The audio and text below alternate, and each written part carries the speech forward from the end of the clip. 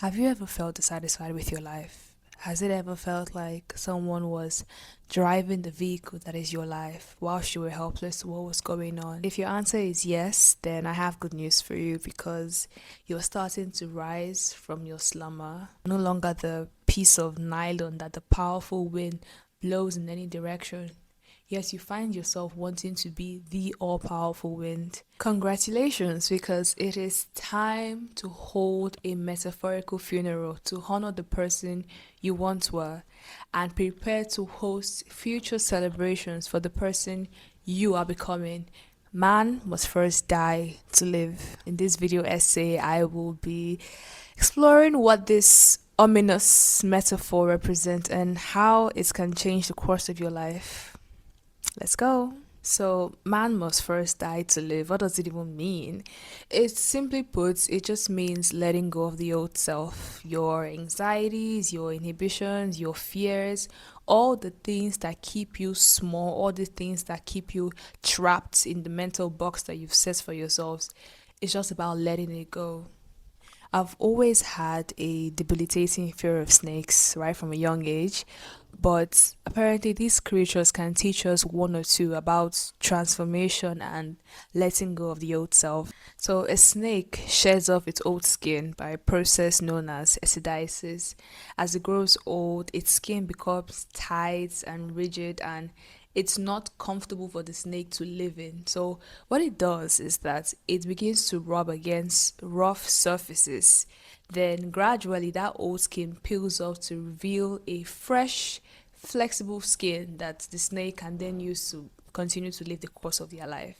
Similarly, just as the snake cannot live with its old skin, you also cannot live with your past inhibitions, your anxieties, all the things that keep you small. So the snake teaches us that growth requires letting go of what was once comfortable for you but is no longer comfortable for you. So, what are some problems that one can face when trying to let go of the old self?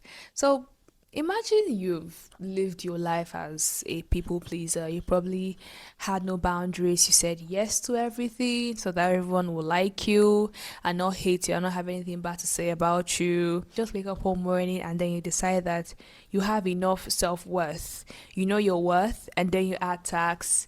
You no longer do things to be loved or perform to be liked. You begin to say no to people that you would always say yes to.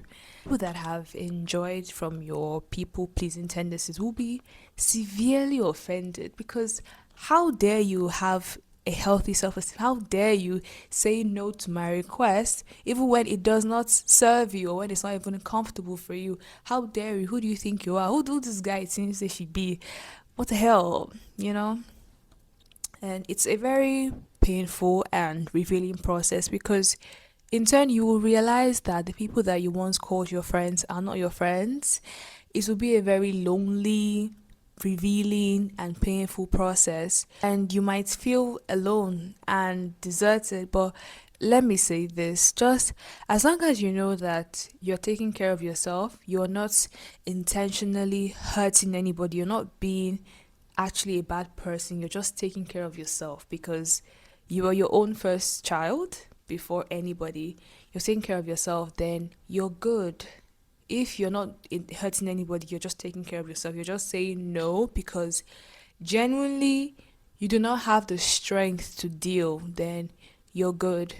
And then some people might say, oh, yeah, I get that letting go of the old self is nice and all, but what you've just explained, it seems like it's a very hard process. It's very difficult and it's lonely. What will I do if I have no friends? How am I supposed to cope? And to that, I'll respond by saying, working in a construction site is hard. Being a bricklayer, being one of those people at the sites that carry blocks on their head, that is hard. So choose your hard. And you know what is even more difficult than that? Staying stuck where you are when your heart is yearning for so much more. So do not do that to yourself. So guys, how to let go of the old self. The first step is to decide the type of person you want to be and create a persona for that person. The concept was heavily inspired by Todd Herman's The Alter Ego. Wonderful read. Please check it out. The entire summary of the book is that you can think of your ideal self. We all have our higher self. How would she or he talk? How would they act? What are their goals? What are their habits? Do they have people pleasing tendencies? Do they go out on the weekend? Just imagine all the ideal qualities of your future self and then start acting like that. It will be difficult at first, but the more you start acting like the person you want to become, then the easier it will be. And it makes sense. It's not rocket science. If I know that my higher self works out for 2 hours every morning unfailingly, then if I start working out by 2 hours daily unfailingly, I will become her. Capiche? So that's the first step. The next one is to start easy, start small. Inspired again by James Clear, Atomic Habits. So listen, I know most of you they'll take me literally. Just because you know that your future self wants to work out for 2 hours unfailingly every day does not mean you should then start working out for 2 hours at the beginning. No, you're setting yourself for imminent failure, and it will happen. As Clear puts it, when you are motivated and excited, you can muster the strength to get started. But after a few days, such a massive effort feels exhausting. So, in order to prevent early burnout, you start small. If your goal is 2 hours, start from 5 minutes. In fact, start from 3 minutes. If you want to start going to the gym and you know that you want to lift all the weights in that entire gym, for the first week, just get into the habit of waking up early. The second week, go to the gym. Don't even work out. Just try to get yourself acclimatized to the environment, see how people are doing their things. Just the simple act of you going to the gym for 1 week will make it far easier than somebody that just wakes up one morning and be like, yeah, I want to work out for 2 hours every day and I will do that. That person will get burnt out so quick, he will not even know what hit him. And then finally, the last step is to reduce importance by practicing detachment. So, in our never ending quest of self improvement, it is also important that we do not idealize a perfect version of ourselves.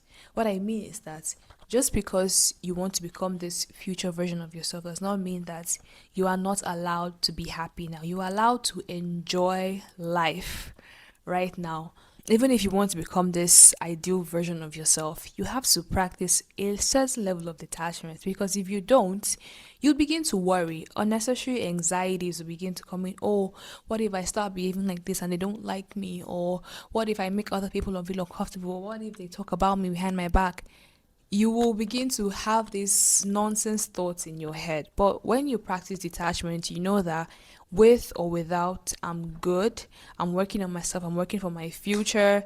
Everything is good. There's no need to worry. Then you will achieve your goal much faster. You become this hot, happy, healthy version of yourself without even knowing. You just wake up one morning and decide that, damn, I'm actually the woman of my dreams. And that's crazy.